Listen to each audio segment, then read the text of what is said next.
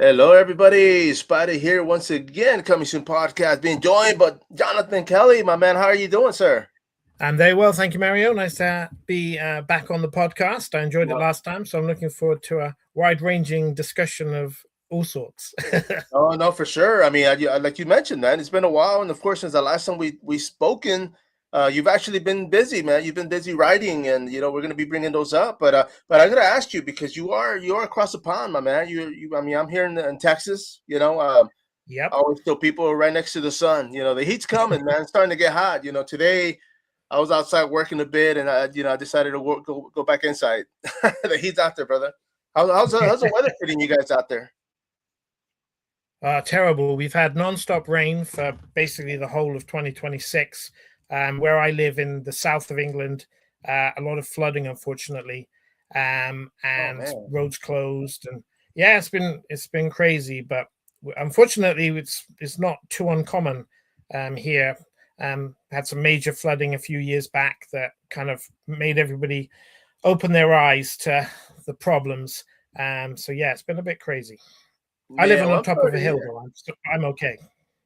No, no, I'm sorry to hear, man. I mean, I know here we had like a little freeze last week, man, and it was bad. I mean, being in San Antonio, I mean, we're not used to it, when it comes and goes. But I mean, I prefer the cold over the heat, any day, man, because we'll be hitting like the 110, 115 in a few weeks. I'm not looking forward to that. No, I'm much the same. I prefer winter to summer. That definitely. No, no, for sure, man. And of course, let me ask you because I mean, you've been writing, but I mean, how have you been keeping busy, man? I mean, what have you been doing out there other than swimming? I'm joking, by the way. So basically, last year I wrote a book, my first um, published book, although it hasn't been published yet, for a company called Savage Realms Press in Right. America, and they hired me to write a game book called Dread Hollow. And Dread Hollow is about the idea of American folklore. Yeah. So the commissioning editor wanted a book with a lot of monsters in, and I was like, well, how do I get all these monsters in to this book? And I thought, well, if you kind of hop through time, but you keep going back to the same place, but it's a different stage of America's kind of growth as a country, then all of these travelers and colonists and explorers, they all brought their own folklore with them. So Yeah. there's lots of creatures based on Eastern European traditions. And I thought, well, that's perfect. They're all in the public domain, so we don't have to pay for the rights. And yeah, there's hundreds of them. There's so many I couldn't even fit them all in the book. But I had a lot of fun with it because it was it was the idea. The challenge was it's set in one place, and the way to make it interesting was you keep going back Yeah. incrementally through time. So every time you go back, this what started out as a cave becomes like a mining town, and then it grows. And there's always a monster there somewhere. You don't always know that they're there, but yeah, you've got to work out the mystery of what's happening, why these monsters are there, how to kill them. And yeah, it was a fun. I mean, beyond being super excited to be paid to write a book for someone else, which is totally different than doing it yourself and self-publishing. Yeah, I had a lot of fun writing that book and a lot of research. And I think people, if people like things like Bigfoot and the Wendigo and creatures like that, Yeah. they're going to love this book. No, and I was gonna say too, because when it comes to folklore, like you said, I mean, there's no set copyright. I mean, because these are tales, these are for the most part make believe. It's been passed down from generations. I know we have a bunch here locally, and just stuff that we grew up with. But you're right. Because I've been in two Yeah, films. absolutely. I've been And in, yeah. But let me ask you. I mean, when it comes no, to go on. folklore, I mean, of course, you're writing it for somebody else. But was this? I mean, did you look? I mean, obviously, you had to look stuff up, right? I mean, when it came to some of the stories, because I mean, you are in the UK, you're in England. But how did that work out? I mean, did you just kind of go down the Yeah, rabbit hole absolutely. and nice, bro? And what was your Yeah, favorite I one? Let me I ask you. I told a few people I was doing. I told a few people I was doing it, and they were there. There's a gentleman in America who's backed some of my previous books called Don Barnes, and he gave me some really obscure examples of American folklore that I probably would never have found out. But yeah, of course, I just did a lot. This was the only book I've ever had to research. All of my other books were just my own imagination and my own creativity. So Dread Hollow was fun for me because I actually enjoy research. Kind of Yeah. reminded me of my student days when I had to do all that sort of stuff. And yeah, it was great. You asked me which was my favorite, and I think there's I don't want to give any spoilers away because this book's not out Oh, yet, but yes, yes. there's there's a cool female character based on folklore.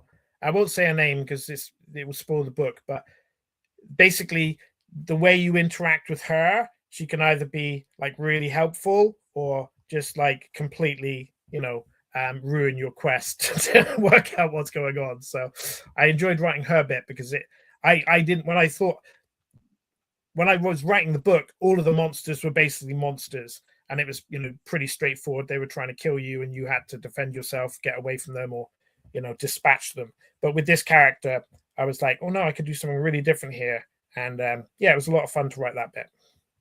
Nice, bro. No, yeah, because I mean, like I said, I mean, I grew up with a whole bunch of them here locally. So, I'm definitely gonna have to read the book because I'm curious to see which ones, I mean, I go down the rabbit hole, and I mean, I hear from, I think there's this page or something that pops up every once in a while, and it talks about folklore stories from each state, and I always go down that rabbit hole because I'm like, okay, yeah, like, I want to know what's going on, and I mean, what other people are, grew up with, because of course, like I said, a lot of these are like, tales that I grew up with as a kid. And, it's always cool to kind of hear to see somebody else's rendition, because I think there's one here that I brought up a couple, like 2, 3 years ago. I brought it up to another buddy of mine, and he was like, man, like, I'm from down south and we have the same story out there. And it kind of blew my mind, because I'm like, I thought the whole time I thought it was like a local story, but he's like, no, man, we grew up with the same one out there in, South Texas. So I was kind of like, okay, well, I thought it was personal. I thought it was something we had here, but they're all over the place. They're all over the world, obviously. Yeah, no, we've got our own here in England, but I made sure that I was only using authentic ones, and also within the story, there's because obviously they are a lot of them are state based, like locale based in terms of where the people were back in the time. So it's genuinely realistic in terms of the dates, because depending on what date you visit America and this town, Red Hollow, obviously the monster corresponds to what the genuine folklore was at that time. Yeah. But there's a reason. The only thing I had to kind of explain was why are there all these different monsters from all across America in this one place. But I think there's a good explanation for why that happens. And of course, we can read about it in the book, right? Or do you explain it on there?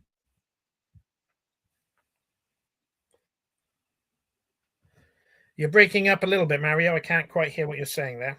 I know. I think I was going to say, you just froze up on me. But I was going to say, I mean, when it comes to the explanation, is there something we can read about in the book, or is that going to be on a later publication? No, it's in the book. So basically, with my books, I try and be a little bit more ambitious.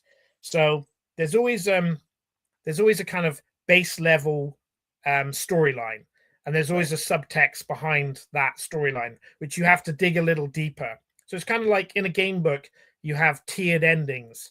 So you could complete the book but fail because you haven't found out the correct information, or you haven't found out what's going on or who was involved.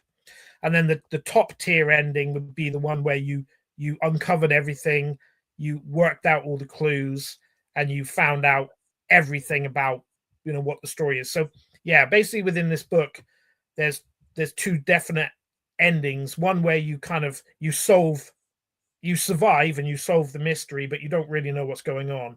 And the other one where you actually get to the true ending. It's like video games, basically, Mario, where there's lots of variables that you can play out to.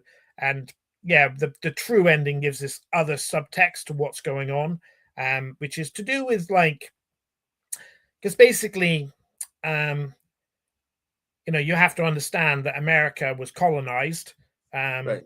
and that the reason all of these people were here with their cultures and their folklore was because they were kind of coming in from around the world, basically. So yeah, no, not to get too political, but it does look into the concept of that and what Right. is that in itself horrific? Is that in itself what's worse in a sense? Make believe monsters or some of the things that happened in the birth of America. And it's with game books, it's not I'm not saying a right or wrong. I'm Right. just saying this is a way to think about it, and the reader will decide. Game books are never prescriptive in the sense that they're trying to tell someone something. It's not Right. my opinion about what I think's happened. It's just a opinion that someone could have. So yeah, I think I was a bit worried about the ending because I'm not American. So I did check with the editor publisher that he was happy with the idea of it. Yeah. And he was, so I was like, okay, well, I'm just going to go for it. No, no. Well, I mean, it's for them. So yeah, as long as they gave you the thumbs up, that works for me too, right? Yeah, I think so. And I think, it's like I say, it the biggest example I had when I was growing up was George Romero movies. Because George Romero movies could be watched on a basic level of this is fun and exciting. There's people in a Yeah. supermarket and there's lots of supermarket. Sorry, that's an English expression. There are people in a mall, shopping mall, and there's lots of zombies running around. But there was always a subtext and there was always something important being said. And George Romero is one of my idols because he's a deeply intelligent man and he never hammered home those points. He was making these really, kind of conscious and intelligent points about society and behavior and people. And I'm not saying I'm on any level close to him, but when I write, I want to try and do that kind of thing where I'm saying something important alongside the fact it's a goofy game book and you can do all sorts of crazy shit. No, yeah, yeah. I mean, growing up watching his films too. I mean, that's I mean, he was the first of a lot of things when it came to writing because the whole zombie, the whole brain thing was his idea, man. So that it Yeah, absolutely. could have been an arm, it could have been a liver. I mean, who knows? But he chose the brain, so stuck with everybody. Yeah, no, he's masterful, and he did so many other films, and he was never quite. I always say this, but I used to when he was alive. I always felt that if I won the lottery in England, say in England the lottery is not very much, you might win like £9 million, which obviously is a lot, but I know in America it's a lot bigger prize money than that. But I was always like, if I win the lottery, I will go to George Romero and say, here's 4 million, make whatever you want. You can just do whatever you want with that. You can make that film. I'll Nice. get a bit of back end if it makes any money. But and I genuinely did think that because he struggled so much to get films made, and I just couldn't believe it because he's such a genius and he was such an important figure in the horror Yeah. industry. But I know he worked for mainstream studios and had some problems. So yeah, it's very tricky trying to get into that field, even if you're as good as he was. No, no, yeah, man, I agree. Because people assume like, oh, you get one good movie and they think everything's, sometimes it happens, but the majority of the time it's just, people still struggle. I know writers that, have worked in big films, big production films, man, and they're still struggling, and it's kind of like mind blowing because you're thinking, well, man, you work next to these big celebrity, A-listers and the money was there, but after that, it's just they're still out there trying to, get their productions picked up and worked on, and it's just, and that's kind of smart, man. I mean, the fact that you would, invest money on him, I think it's, I mean, for me personally, it's genius because one of the things, when my mom was still with me, with us, like she would always like say it. She would always ask me like, you hit the lottery, would you help your brothers or your family? And my question was always like, you know what? I would help them if they come up with a business idea that I can invest in. And my thought was like, you know what? I can give them $1 million and they'll be calling me next week like, hey, you have money? Can I borrow money for gas? Not necessarily the case, but but I was always like, no, like if they were to come up to me and say like, hey, I have an idea, like I want you to invest in it, I'd be like, man, like, you know what? Like, yeah, let me put some money into that because it's like it's forever. It's ongoing. It's not just like, hey, give me 10,000 and they buy a car and they're losing next month because they don't have the payment type thing. But it's just, I mean, I would Yeah. rather invest. Definitely invest. One of the things I always tell people or people close to me, it's like if I hit the lottery, I said I don't think I would built like an in-house theater. I think I would buy a theater and I would make one of the rooms into my bedroom, and I would live there and I would just have like nine kids to go watch films in. But I mean, I'm thinking like, man, that's an investment. Like I could have a house, a room somewhere in there decked out, and every time I come back home, it's ready to go.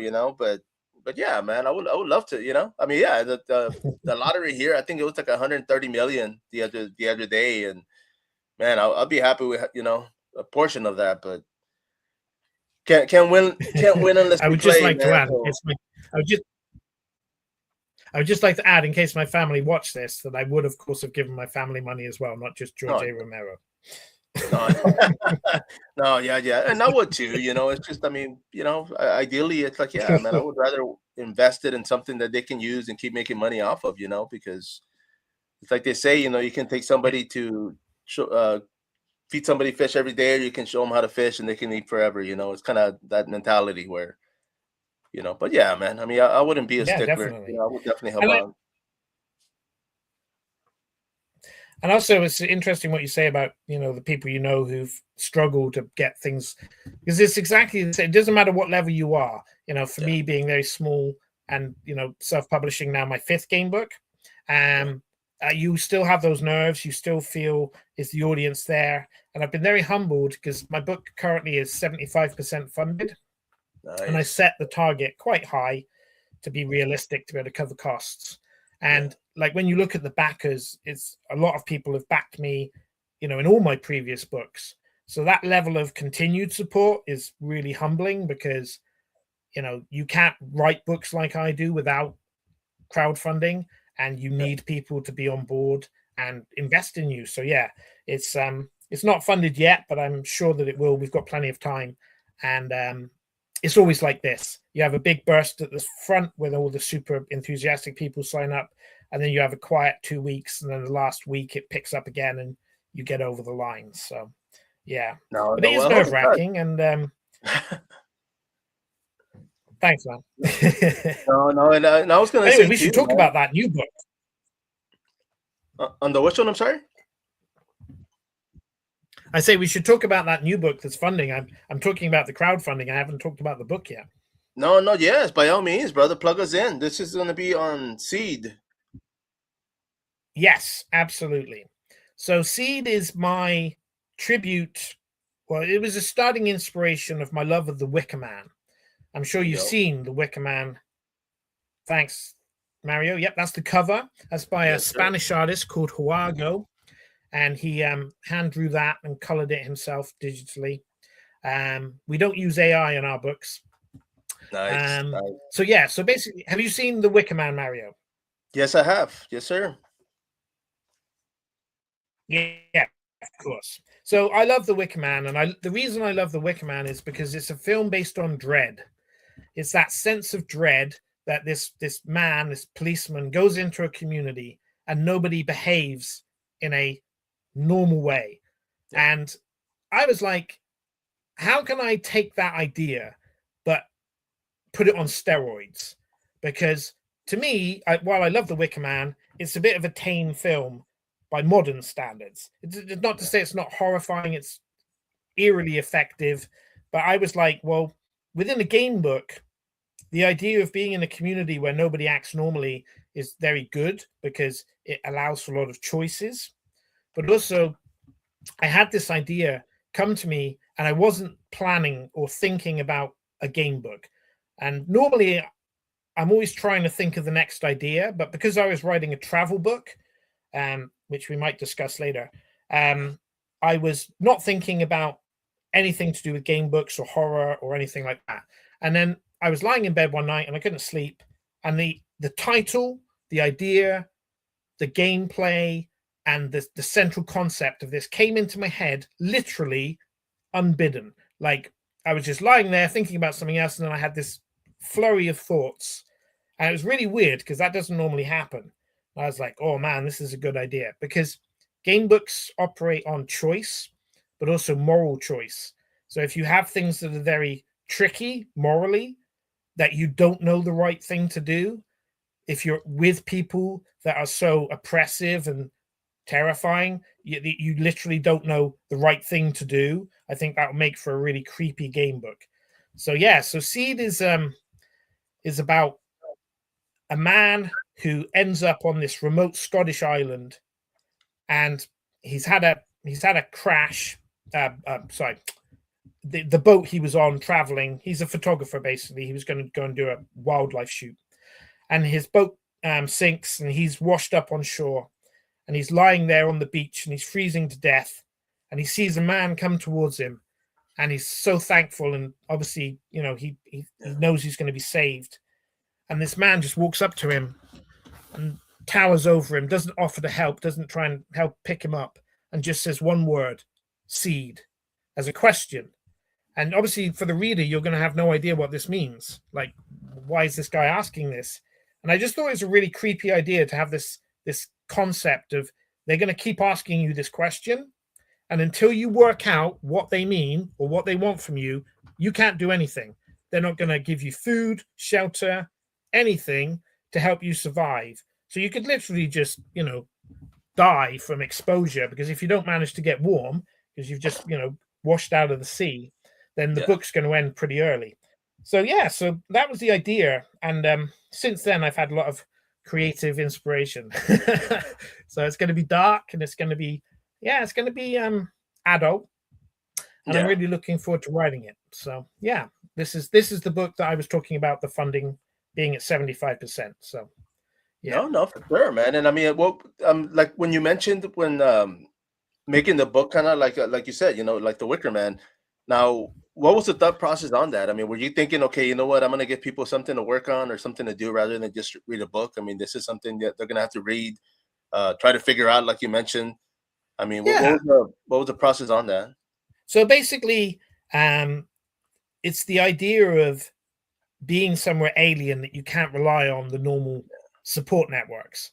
So within, if you're on an island and the police won't help you, or there might not even be police on the island, depending on how small it was. Right. So that's, it's not a copy of the Wicker Man, because this is going to go in completely different directions. Right. But it's just that central idea of the people being so different. And I think that as much as we love horror, and we love Freddy, and we love Jason, and all those horror icons, I think the scariest horror characters are just normal people, like Hannibal Lecter.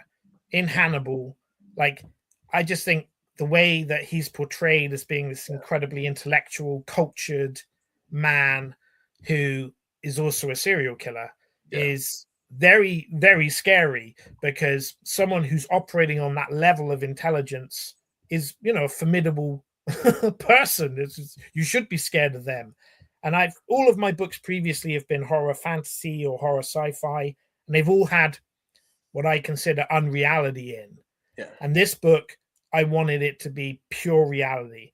Everything that happens in this book could happen in real life if someone is twisted enough to believe in it. Right. And that's what it's about. It's about belief and what humans are willing to do if they believe in something.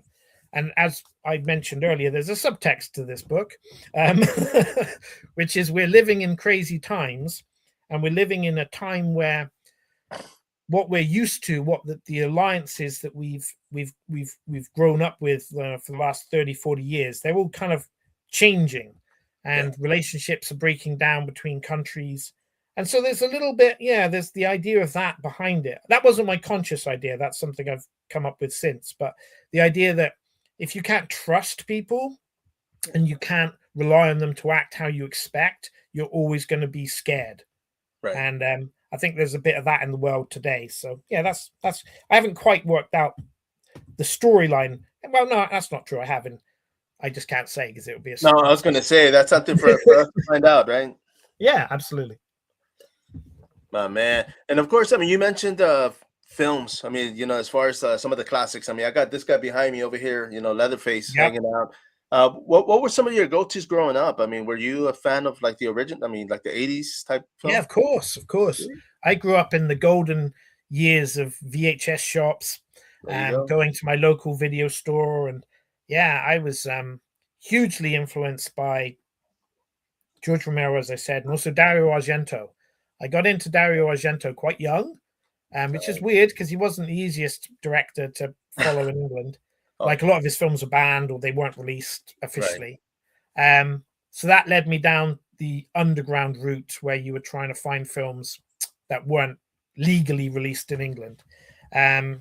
And yeah, just all of the people that you grew up loving, Mario, like Sam Raimi, Wes Craven, Yeah. massive fans of all of those. I've got something to show you here. This is my signed John Carpenter record. Oh, nice. Oh I yeah, love the fog, and he did a concert in England, and I'd managed to get that. So dude. yeah, yeah, I was. The funny story is, I don't know whether I told you this last time, but I was terrified of horror films when I was a kid because I had some neighbors who were a bit older than me, and they used to tell me about the horror films that they watched, and it completely traumatized me. And they invited me over one time, and they showed me a bit of Dracula that was on TV, I think, the Christopher Lee, and it scared the pants off me. And they told me about a slasher film which you might know called "Don't Go Into the Woods." Oh yes. Yeah. Yeah. And that traumatized me, especially as the fact they knew that their parents were going to be taking me to some woods, like literally like 3 days after. And so we got sent out to play in the woods, and they ran off and pretended to be monsters in the woods of this Damn. film. Yeah, and it traumatized me and scared the yeah.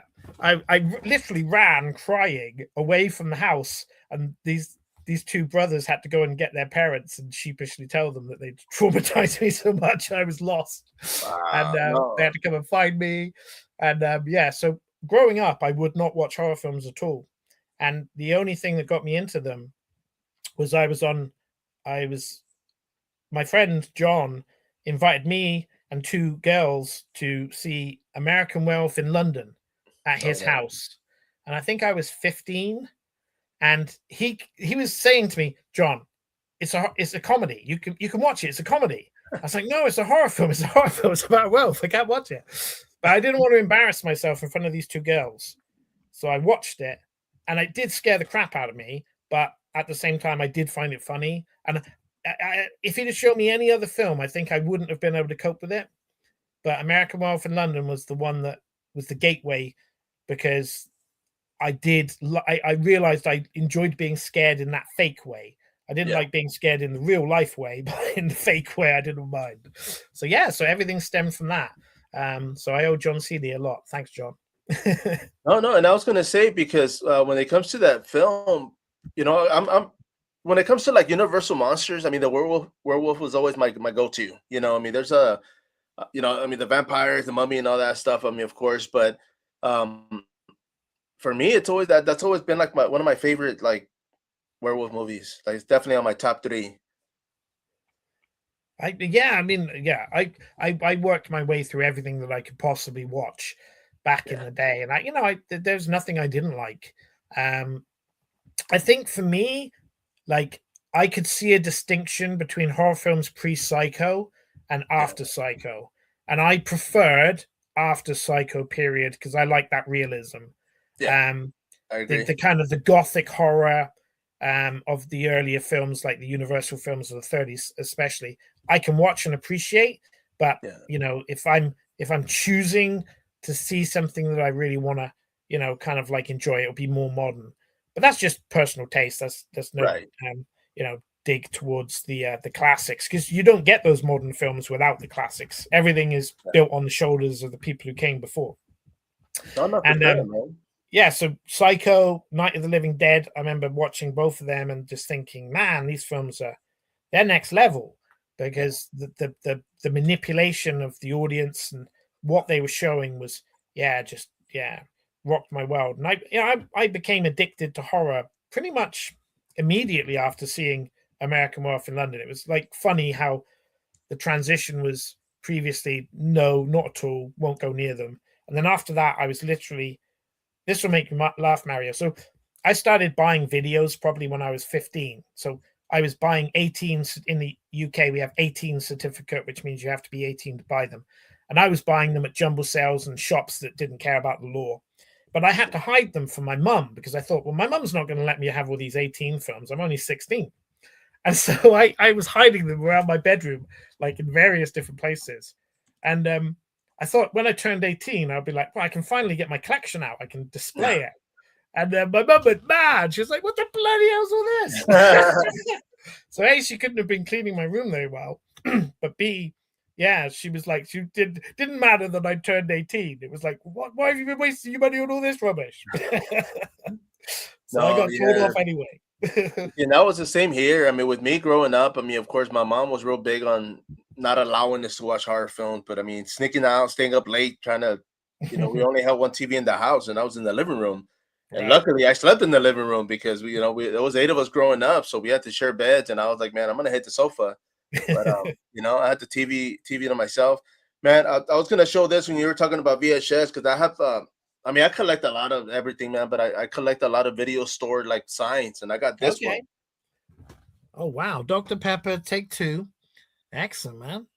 I like Dr. Pepper. Yeah, is that like related to a horror film? David Naughton from American Werewolf in London. I mean, he was actually the doing the commercials for Dr. Pepper before he got picked up for that film. Really? Yeah. I didn't know that. When I saw him, I was like, man, I had a Dr. Pepper can that he actually signed for me. And I'm thinking like, man, nobody's going to ask him. So when I get to his table, this was like 3 years ago. He had like posters, like pictures of him, like with the advertising. And I said, man, here, I thought I was unique, man, bringing you this can. And he's like, oh man, I haven't signed the can yet. So he signed it for me, and I have it up on my shelf somewhere, man. But but that was cool, man. I got to meet the guy, talk to him. I didn't get an interview. I was actually supposed to go back the next day, and I didn't make it out. But I'll catch him. He's still out there doing his runs. Yeah, cool. Well, I've got a old school UK big box VHS Creepazoids, Linear Quigley, and I actually found this. One of my neighbors was moving house, and they put this in the skip. I was like, "What? What are you doing? That's a classic." Dude, heck yeah, dude. That's beautiful, man. Yeah, but I did. Unfortunately, I sold my house to go traveling, and I got rid of all my VHS collection because I just didn't have anywhere to store it, and I regret that now because I had some really rare films. And what you learn as you grow older is that every generation of film, in terms of VHS, DVD, Laserdisc, Blu-ray, they all have films that are only released on that format. And then they're never ever seen again. So actually, if you do get rid of your copy of, I don't know, The Borrower by John McNaughton, then you might never ever see that film again because it will never be picked up or released. So yeah, I was like a bit gutted that I did that afterwards, but at the time I was like, I've got to clear my house. Man. You see, and I've been there myself. I mean, I've actually had like a big collection at one point, and it's just moving and the hassle of having to pack up, and so I would always sell what I had and sell it in a bundle. That way I could just find a home for it. But I mean, I definitely regret, man. I had a lot of cool pieces, that I know I'm never going to see again. And that's always the hardest part, is because it's like once you have something, you're like, man, if I get rid of this, I'm never going to see it, man. Like it's just, but I was a bit like that, and then I had some health problems, and I became non-nostalgic about stuff. But I had a signed trading card by Angus Scrimm, the tall man from the Phantasm films. Yeah, and that's pretty much that's the only thing I really regret selling, because I didn't actually get that much money for it, so it was pointless selling it. But I'll never get that again. And I love those films growing up. They were Phantasm was one of the earliest films I bought on VHS. Yeah. And I love that whole series. Love the director. Love Angus Scrimm. And I don't know whether you've heard, but Reggie Bannister's not too well at the minute, and they're doing a fundraiser for him. Man, that's not good. Damn. No, he's not well. So if any of your listeners are big fans of the Phantasm films, look that up online, because that's a worthy cause. He's a great actor.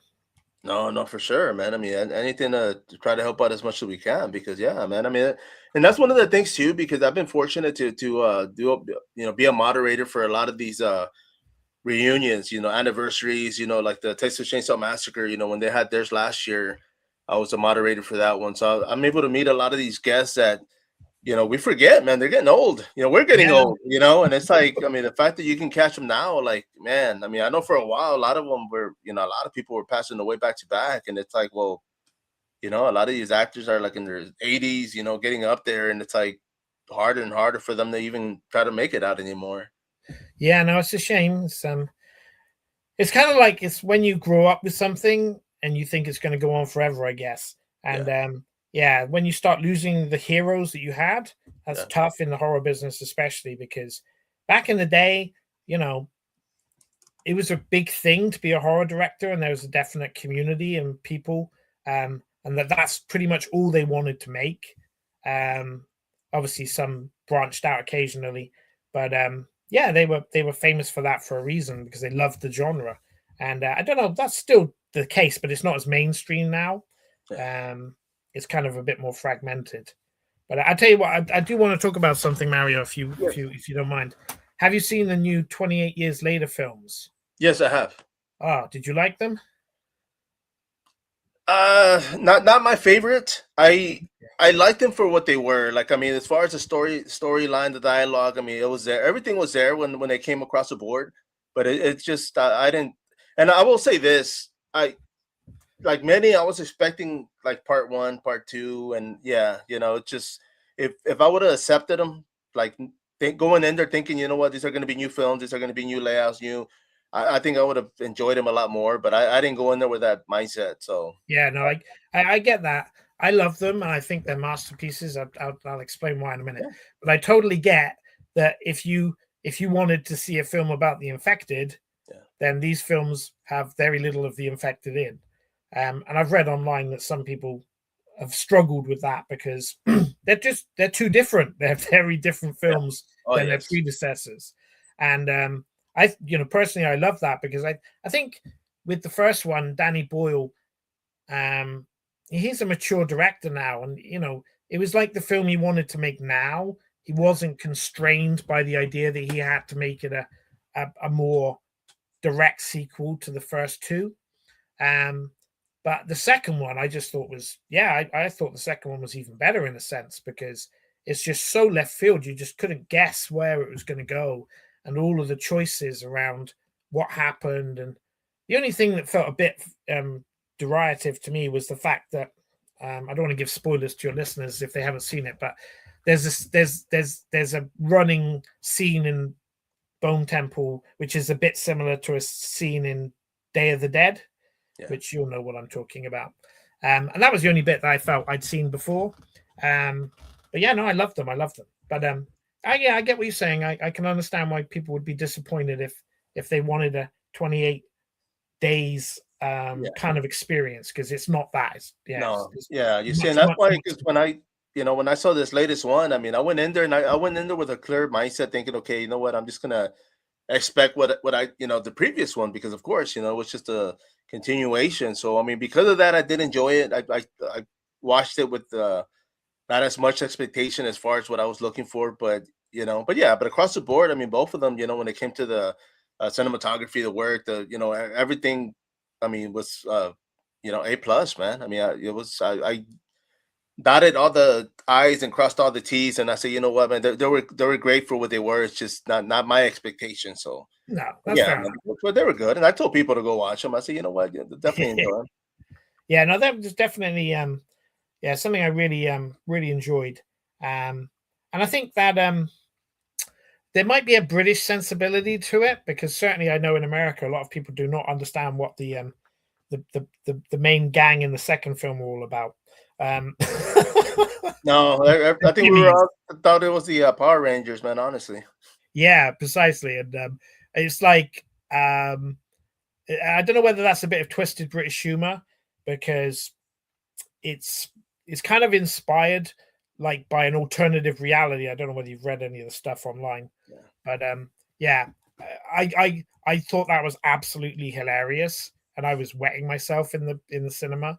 But I can equally see that other people would not find that stuff quite so funny. No, yeah. When I saw that, I was like, "What the heck did I miss? What did I miss? Yeah, What's it's going it's on so there?" different from what happens previously, especially. And interestingly enough, if you remember the scene that they're introduced in the first film, is quite hilly, and that's just down the road from me. That's a place called Cheddar Gorge, which Oh is this man, natural valley which has yeah, been cut down through by the water and created this massive, kind of quite narrow valley that you can drive down. It's really, really steep and winding. It's a site of natural beauty. And we took the dogs up there walking a while back. So I was like, no way, they filmed that there. So that was good. yeah. Well, that's cool, man. Well, let me ask you this because I mean, Yep. of course, like you said, when it came to the British humor, because obviously, I mean, some people they get it, you know. They, I mean, like me, after the movie, I had to look it up because I'm like, man, what happened? Like, where did this come from? And of course, I got a lot of people I got online, and everybody's just like, all these memes started popping up, you know, Power Rangers and all Yep. sorts of stuff, just all over the place. But yeah, but I mean, it was unexpected. I mean, I wasn't expecting that. I don't think a lot of people were, but after seeing that one, and if for those that went to go see the latest one, that they'll be able to relate to it more, I would say. Yeah, it's basically the idea that because society stopped when the infected, when the infection started, Yeah, that they that these characters might base their look and their appeal on somebody who is in the media. yeah, It doesn't quite make sense because technically they're too young. If it was like a 50-year-old, something like me, then it would make sense because I grew up on who those characters are based on. yeah, And I was watching him on television, every week. Doesn't quite make sense for it to be Jack O'Connell, but the idea is that he's basing himself on somebody that he thinks is aesthetically pleasing or inspiring, but that person in real life is quite evil. Although, based on the timeline of the film, he wouldn't have known that. So I have a feeling that maybe subconsciously he's attracted to that character, that look, because he knows, within himself that that person is evil, yeah. and obviously he's evil, so that's why he's gonna, yeah, base himself No, on that. I haven't heard anybody else um, posit that theory, but that's one potential thing. Or at the end of the day, it's up to the writer. If the writer wants to do it, the writer can do it. yeah, The reaction to everybody else is theirs. That's their right. If they don't like it, if they think it's too much. I mean, yeah, like I said, when that happened at the end of the film, the first film, and they started, kung fu kicking all over the place, I just thought it was comedy genius. But it's kind of like a bit like Monty Python, yeah, where you have something happen and then something completely unexpected happen, and that's definitely a British humor kind of trait, that it can be very surreal, and that yeah, that was probably inspired by that, because yeah, again, I don't want to give spoilers, but it goes in a completely different direction in the Bone Temple. yeah. They don't do No, any of that in the Bone Temple. yeah, yeah. You see, and I was gonna say too, because I mean, after I had watched it, and it probably, not gonna lie, it's probably like days later, or a week later, like I went back and I saw it again, and I was like, you know what, like I was expecting it, I mean, of course I had already seen it, but I was like, you know what, let me just rewatch it, and I did enjoy it, I mean, I sat through it, I paid attention a little bit more to the details. I mean, there was a lot of stuff that I missed at the theater, even though, Yeah. like, I think it was only like five of us there. The whole theater was empty, but it was just, even then I missed a lot of parts just because I was kind of like still trying to figure out what was going on. But Yeah, but yeah, it was definitely worth to watch the second time. good. And I often find that there's films that I can rewatch, and they're like a revelation to me. I watched Texas Chainsaw Massacre. Obviously you love that film. Oh yeah, I watched Texas Chainsaw Massacre as a kid on a VHS at one of my mates' house, probably when we were 16, and we thought it was boring. We thought it was yeah, laughable. We were like, "Oh, nothing happens in this film." Years later, I went to see it in London, because basically Texas Chainsaw Massacre in the UK was banned yeah, for a long time, and you couldn't see it officially. It did get a VHS release before I started watching films. So there were still old copies about, but you couldn't see it at that point. It wasn't legally available.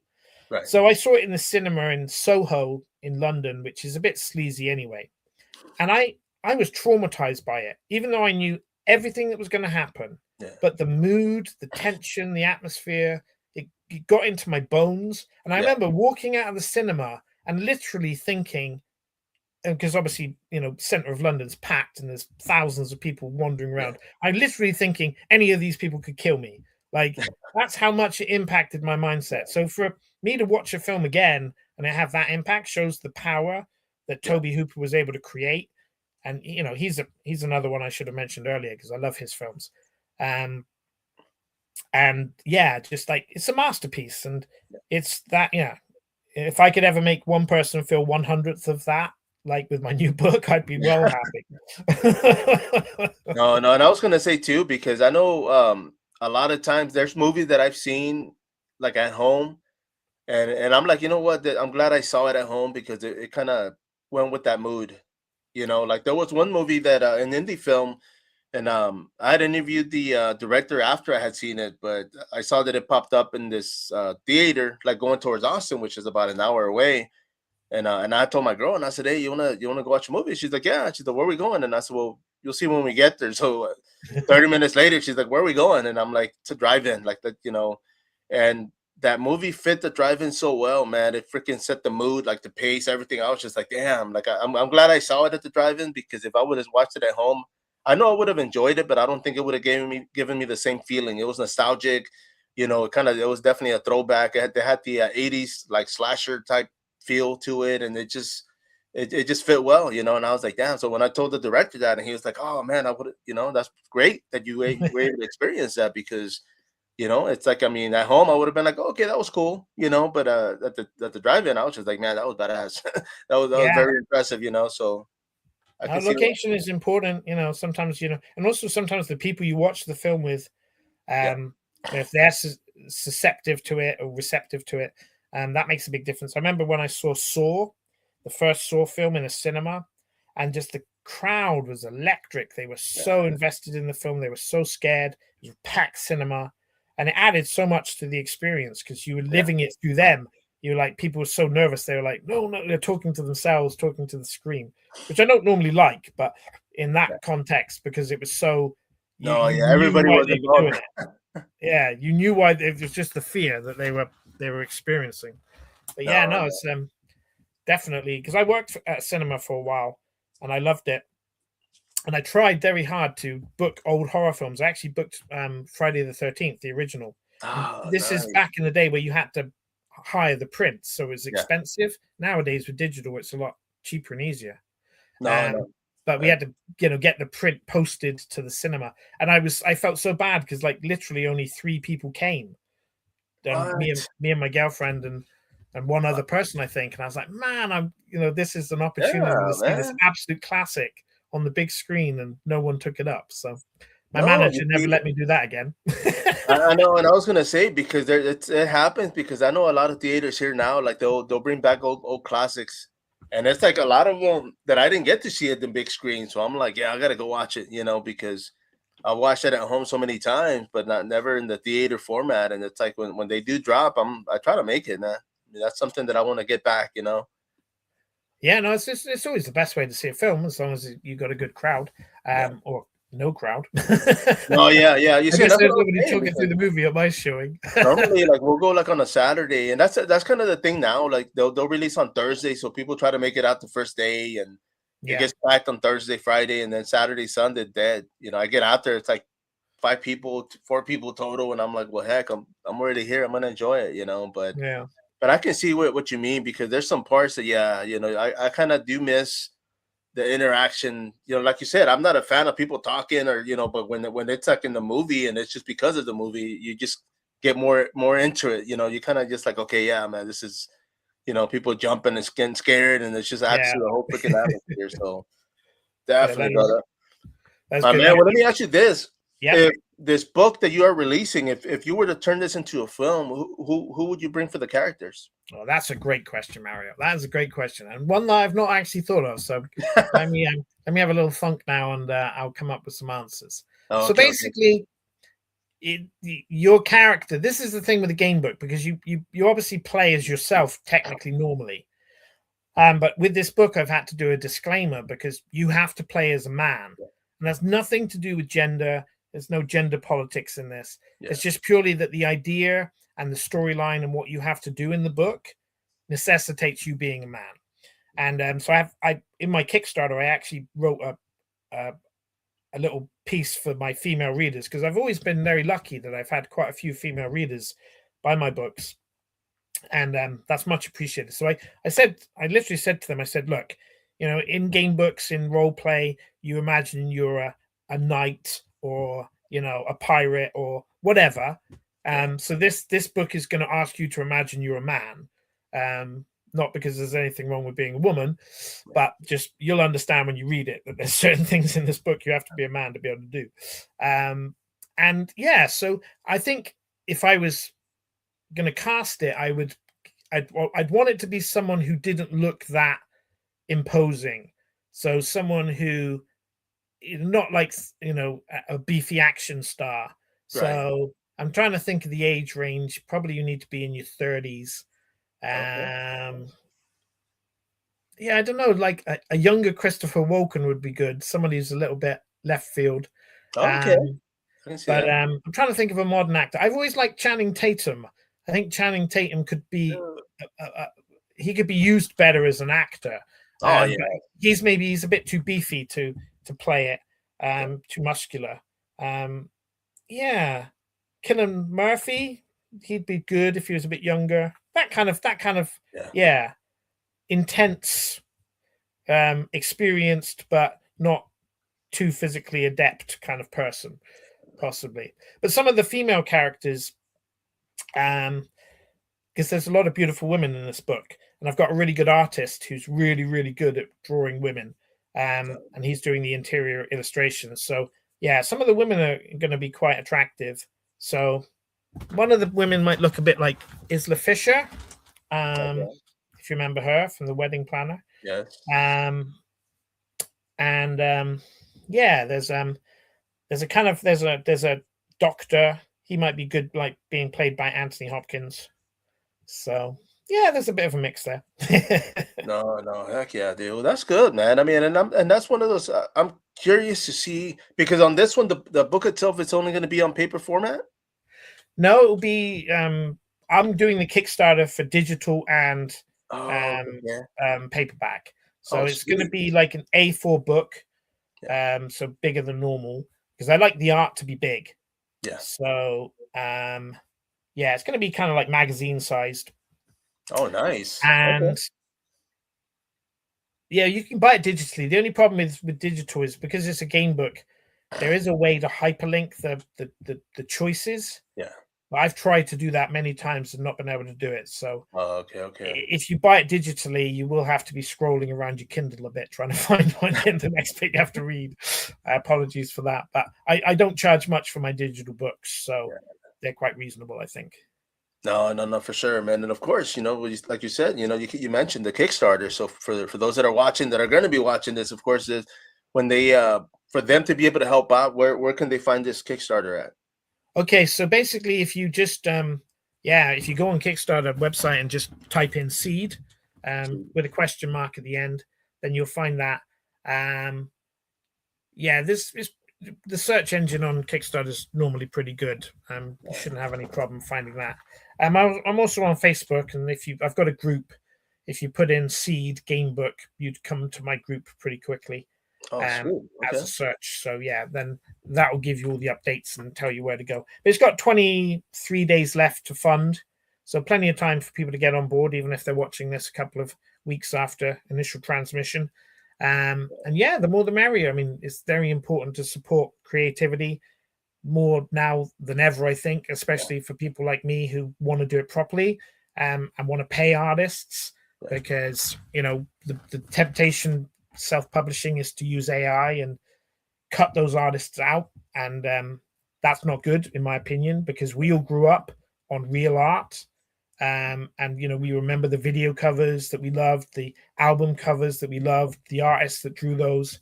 So I think it's really worrying that some people are so keen to just be like, oh yeah, my creativity is important, I'm going to write a book, but I'm not going to pay an artist to draw the cover.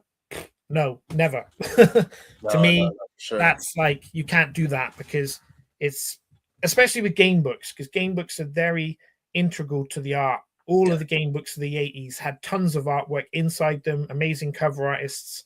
So yeah, um, the cover artist that you showed earlier, Huago, he's a brilliant artist. He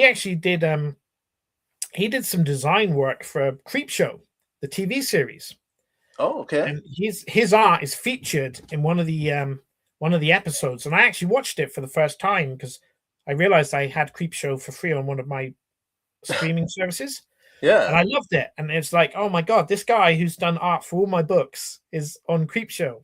Nice. No, So no, that for was good. sure, man. That's pretty Um, cool, man. I mean, and like you said, because of course, I mean, when it comes to creativity, because I can't even draw a straight line, so of course I'd have to hire somebody to do stuff for me. But they're out there. I mean, there's a lot of people that are, yeah, I mean, obviously have that craft. They can create something, and I mean, just feed them what you want, what you're looking for, and they'll create it for you and alter it, as they go. But yeah, definitely keep everybody's creativity alive, man. Keep everybody absolutely. And employed. also the other thing with crowdfunding is you can budget for this. If Yeah, you're sensible, I did my first Kickstarter and I made money on it. Um, and I don't just mean I covered all my costs, but I made, a little bit of money on it yeah, because I budgeted it properly. And that's the benefit of Kickstarters and crowdfunding, because you can factor in the art.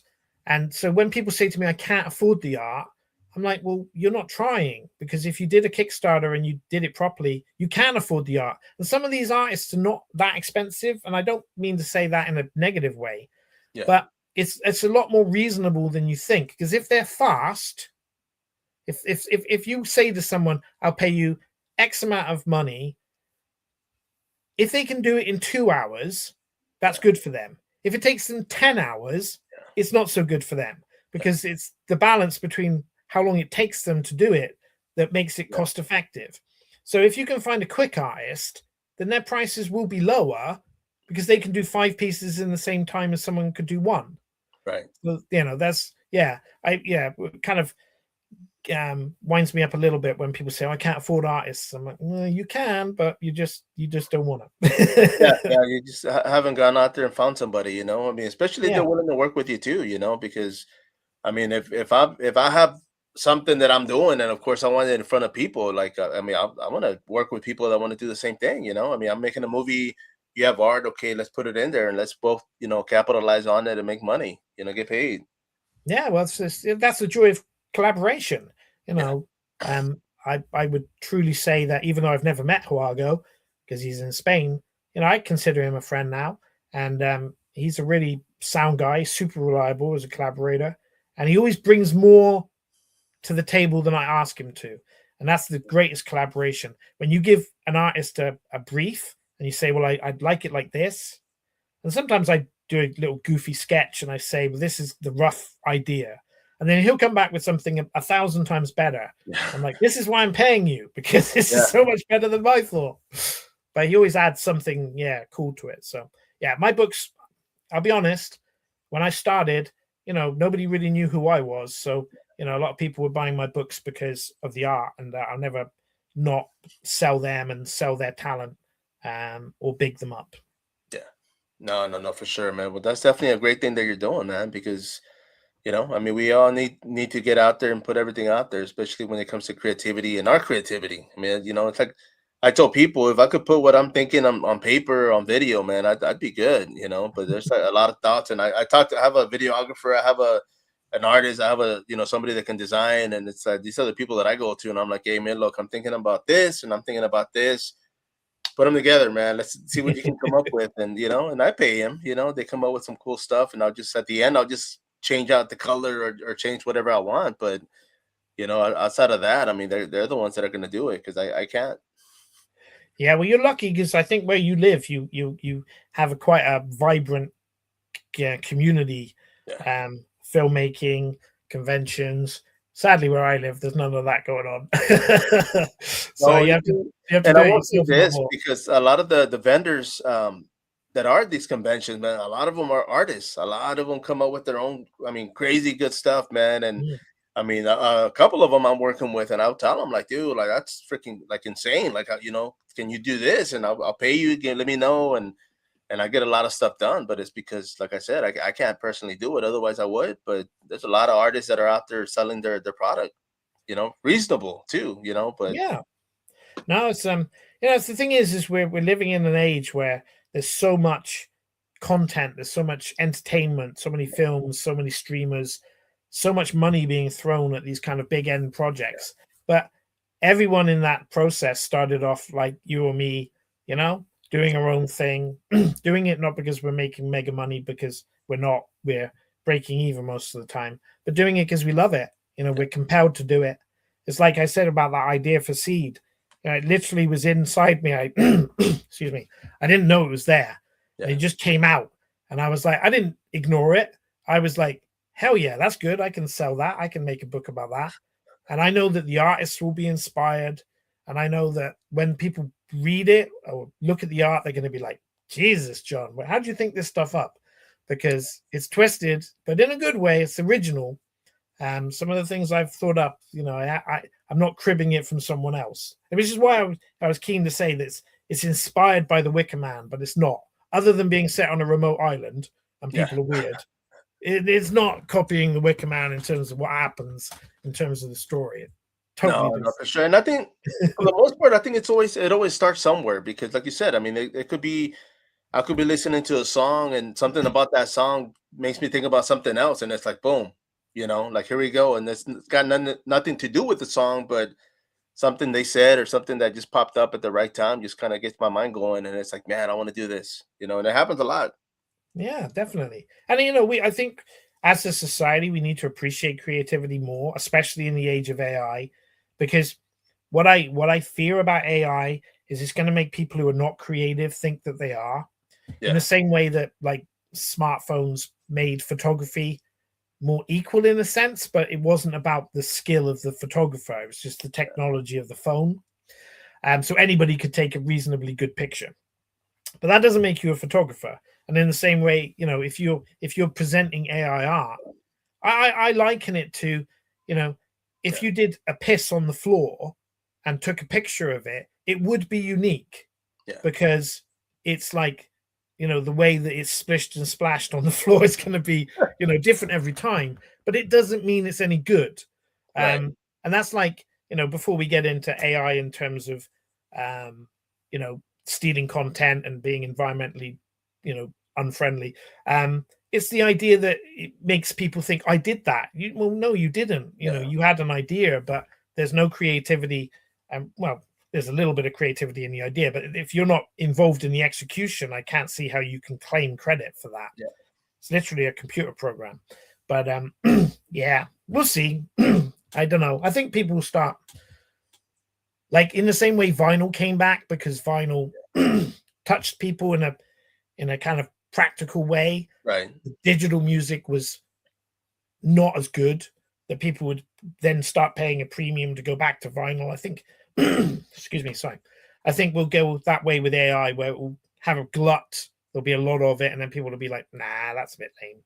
No, Let's yeah, go back yeah, to because if you like if you go back and you're like, okay, you know what, let's take away everything when it comes to AI to then what are we going to be able to put out there? You know what I mean? And I think that's kind of like you said. I mean, that's going to evaluate everybody when it comes to being an artist because I mean, I could be artistic in the way I walk and the way I talk or whatever, but it's not going to put me to where I'm like, hey, you know what? I'm an artist. I'm this. I'm doing that. Like, I mean, I need yeah, help from other people. I need help from videographers, from design, digital designers. I need help from like people that are doing this stuff. But it's like, yeah, I mean, when it comes to like, I have a local guy, and I usually go up to him for designs, and I always like, look, man, I'm thinking about this. I'm thinking about this. Like, what can you do? And I mean, he'll get at it, man, and like right, like I'm there talking to him. He's already like creating stuff, and he's like, "Man, what about this?" And I'm like, "Damn!" I said, "Okay, well, can you have this guy doing this, and put this up here, and he'll do it right there." And I'm like, "Damn!" Like, okay, like, can you send me that, man? Send me your cash app, bro, and I, pay him out, and that's it. I just use it, and it's like I go with it. But yeah, man, I mean, I think it definitely needs to stay open.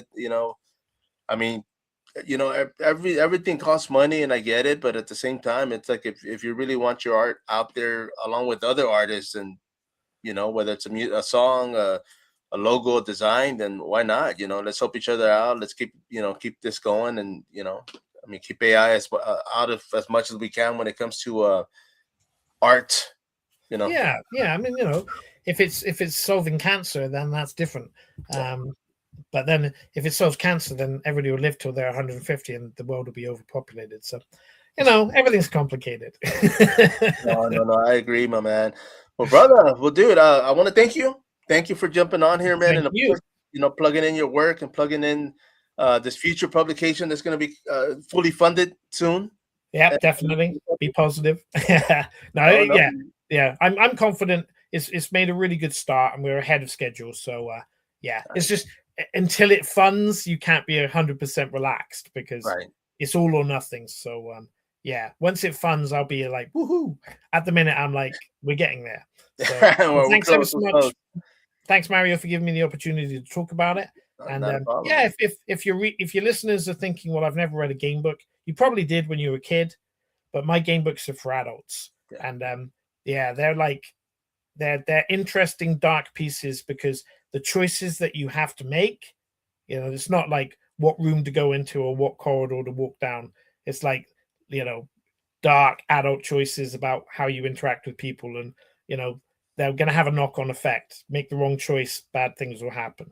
So yeah, I'm looking forward to it. But thanks, Mario. Lovely to speak to you. You're a great advocate for the horror scene, Thank you, and sir. well done, because we need people like you to spread the word and yeah, shine a light on what's happening out there in the world. So I appreciate you giving this old guy from England a chance to do just that.